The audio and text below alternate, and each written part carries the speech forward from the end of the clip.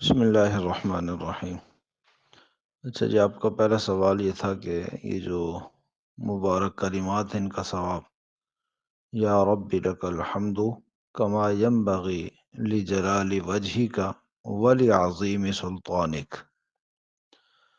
تو سنن ابن ماجہ میں حضرت عبداللہ ابن عمر رضی اللہ تعالیٰ عنہما سے روایت ہے، حضور نبی کریم صلی اللہ علیہ وسلم نے ارشاد فرمایا کہ ایک آدمی نے، اللہ کے بندوں میں سے ایک بندے نے یہ کلمات پڑھے، یا رب لک الحمد کما ینبغی لجلال وجہک ولعظیم سلطانک۔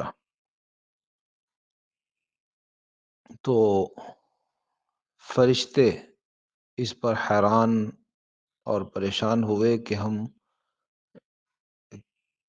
کیا لکھیں، یعنی اس کا ثواب کتنا لکھیں۔ تو اللہ تعالیٰ کی بارگاہ میں حاضر ہوئے اور سارا معاملہ بیان کیا کہ اس طرح آپ کے بندے نے یہ کلمات پڑھے ہیں۔ اللہ تعالیٰ نے پوچھا وہ کیا پڑھے ہیں اس نے کلمات، تو انہوں نے یہ سنایا۔ تو اللہ جل شانہ نے فرمایا کہ تم بس اسی طرح لکھ لو، یعنی وہ کلمات لکھ لو کہ اس نے یہ پڑھے ہیں، اور جب میرا بندہ مجھ سے ملے گا تو میں خود اس کا بدلہ دوں گا۔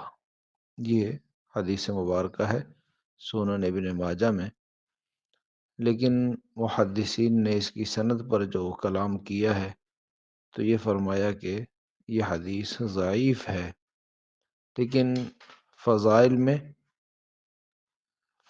میں ضعیف حدیث کو بیان کرنا فقہا محدثین کے نزدیک جائز ہے، لیکن بہرحال اس پر اتفاق ہے کہ یہ موضوع نہیں، من گھڑت نہیں، یہ حدیث ہے، اگرچہ درجے میں کم ہے۔